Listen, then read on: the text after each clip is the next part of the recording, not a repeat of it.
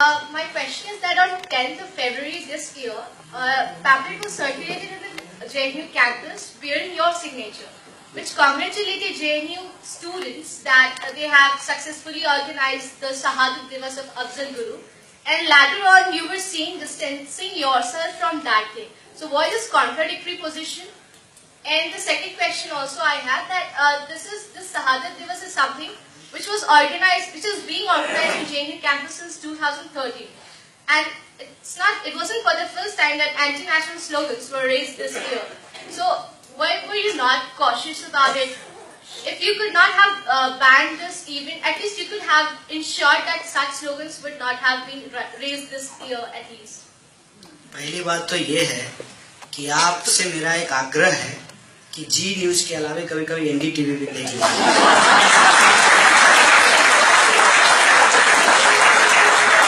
मैं ये बात आपको जो है मतलब आपने कह दिया कि मैं इसलिए बोल रहा हूँ, मैं उम्मीद करता हूँ कि आप मुझसे छोटी होंगी। मेरा उम्र आजकल पूरे देश को पता है।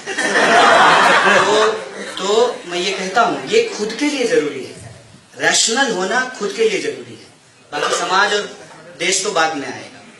पहली बात तो ये है कि सिग्नेचर किया हुआ पैम्फलेट जो है हमने अपने जीवन में आज तक नहीं निकाला, पता नहीं उन न्यूज चैनल वालों को कहां से मिल गया। और दूसरी बात कि कभी भी जेएनयू के अंदर मैं दावे के साथ बोलता हूं कि देश के खिलाफ नहीं कुछ बोला जाता है, दावे के साथ बोला क्या जाता है, इस बात को आप समझ लीजिए। बोला वही जाता है जो हमारे अभिव्यक्ति की आजादी के दायरे में आता है। जहां तक अफजल गुरु का सवाल है, कभी भी ये नहीं कहा गया कि अफजल गुरु शहीद है।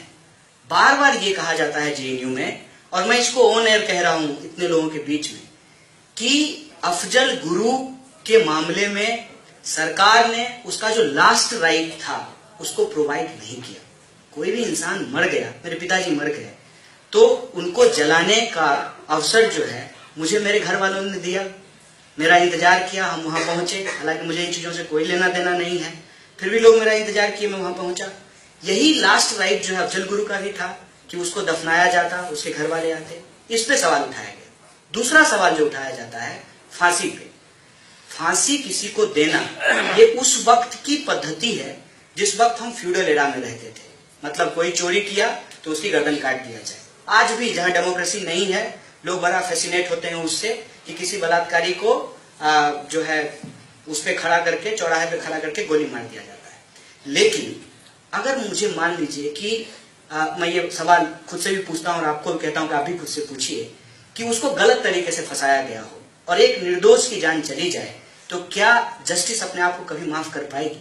हमारा पूरा का पूरा जो जुडिशियल सिस्टम है वो इस बात को इंश्योर करता है कि 100 दोषी छूट जाएं, लेकिन एक निर्दोष को सजा नहीं मिलनी चाहिए।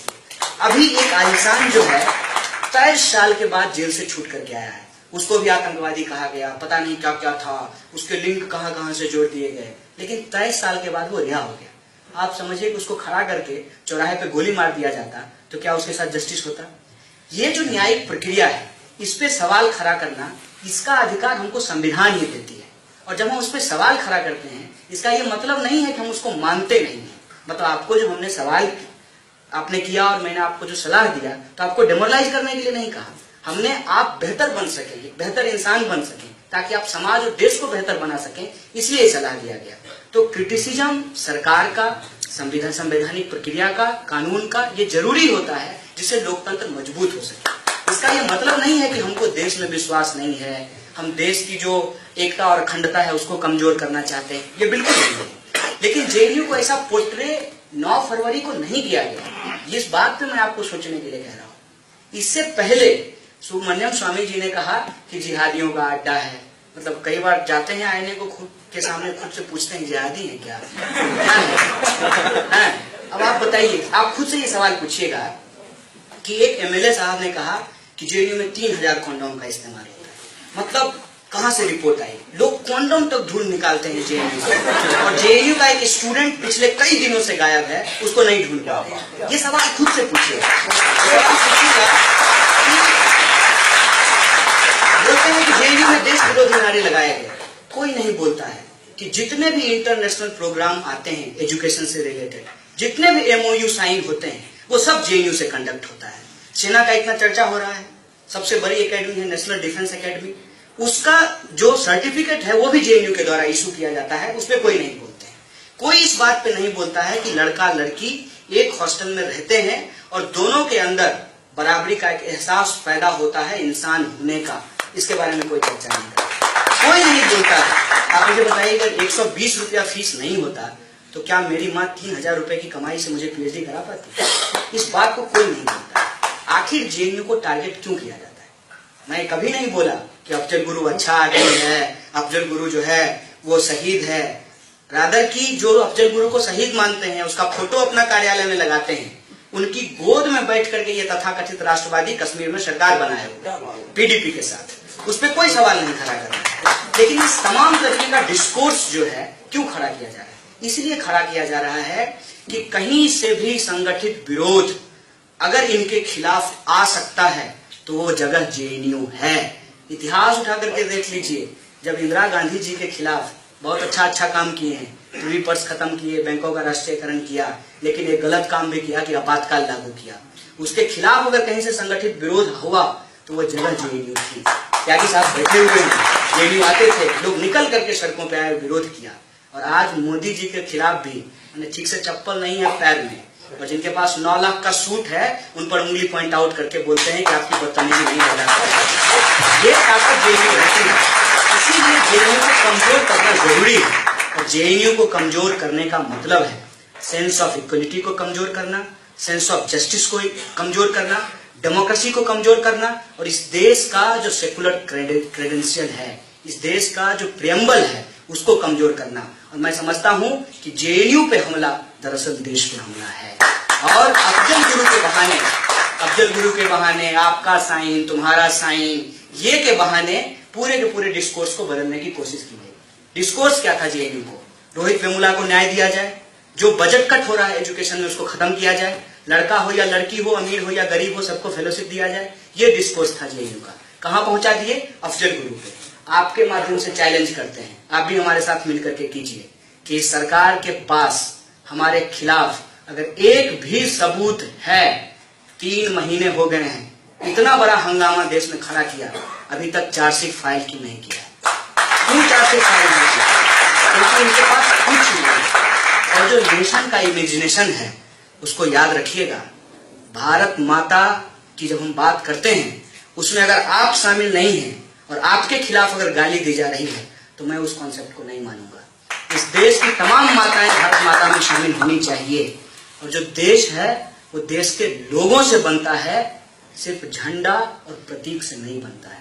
और देश के लोगों के ऊपर जब अटैक किया जा रहा है मतलब आप देश पे अटैक कर रहे हैं। और जहां तक नेशनलिज्म का सवाल है, मैं ये कह देना चाहता हूं कि हिंदुस्तान का नेशनलिज्म यूरोप के नेशनलिज्म से अलग है। हिंदुस्तान में अगर हम नेशन को डिफाइन करेंगे तो nation is the nation of Nations in the Indian context. ये तमाम जो नेशन की जो बात हो रही है वो आइडेंटिटी बेस्ड होती है। उसमें कई बार लिंगुअल आइडेंटिटी होता है, कई बार उसमें जो है रीजनल आइडेंटिटी हो सकता है। हिंदुस्तान में अगर हम लैंग्वेज की बात करेंगे तो 22 लैंग्वेजेज जो हैं वो तो शेड्यूल्ड लैंग्वेज है। इसके अलावे हजारों भाषाएं बोली जाती है। वो तमाम भाषा के जो बोलने वाले लोग हैं उनकी अपनी अपनी नेशनैलिटी है। तमाम धर्म को जो मानने वाले लोग हैं उनकी अपनी अपनी नेशनैलिटी है। इसीलिए अगर इस देश के नेशनलिज्म के लाइन को आप ड्रॉ करना चाहते हैं तो आपको डाइवर्सिटी की जो आत्मा है उसको सुरक्षित रखना पड़ेगा और उसी डाइवर्सिटी से यूनिटी के कॉन्सेप्ट को आपको इवॉल्व कराना पड़ेगा। और जो लोग खाने पीने की आजादी पे रोक लगाना चाहते हैं, जो लोगों को शादी कराने पे, बच्चा कराने पे, ज्यादा या कम कराने पे लगाना चाहते हैं, दरअसल वो डाइवर्सिटी को ब्रेक करना चाहते हैं, वो प्लुरलिज्म के आइडिया को ब्रेक करना चाहते हैं। हम एंटी नेशनल नहीं है, हम एंटी कॉन्स्टिट्यूशनल नहीं है, वो एंटी कॉन्स्टिट्यूशनल है, इसलिए वो एंटी नेशनल है। और मैं बार बार कहता हूं कि तौबा कीजिए ऐसा मीडिया हाउस से। आप मुझे बताइए कि अभी सर्जिकल स्ट्राइक हुआ, बहुत अच्छी बात है। क्या कहा कि ये आरएसएस का ट्रेनिंग है, मतलब इस देश की सारी आर्मी को ट्रेनिंग लेने के लिए आरएसएस ज्वाइन करना पड़ेगा। दूसरी बात क्या कहते हैं कि मोदी जी खुद मॉनिटर कर रहे थे, रात भर पानी तक नहीं पिए। अब मुझे बताइए पीएमए हाउस में बैठ करके आप वहां रिकॉर्डिंग कर रहे थे कि मोदी जी पानी पिए कि नहीं पिए, वॉशरूम गए कि नहीं गए। इस तरीके की चीजों का इस्तेमाल करना, इस तरीके से ऐसे इंफॉर्मेशन और न्यूज को लोगों तक फैलाना जिससे उनके पास एक रैशनल अंडरस्टैंडिंग नहीं हो। क्या कहा जाता है? कहा जाता है कि गौमूत्र में सोना निकलेगा। भाई कौन से जो है प्रयोगशाला में ये सिद्ध हुआ है कि गौमूत्र से सोना निकलेगा? और निकल जाएगा तो बहुत अच्छी बात है, देश के सारे किसान अमीर हो जाएंगे, सबके पास ये जो मानसिकता है, मैं आपसे मुझे बहुत उम्मीद है। आप इस देश के नौजवान हैं, आप इस देश के भविष्य हैं। कभी भी रैशनल थिंकिंग को गिव अप मत कीजिएगा, हर एक चीज पे सवाल कीजिएगा। जैसे मुझसे सवाल पूछा है वैसे जी न्यूज वालों को भी भेजिएगा, क्योंकि वो लोग भी ये फैलाएंगे।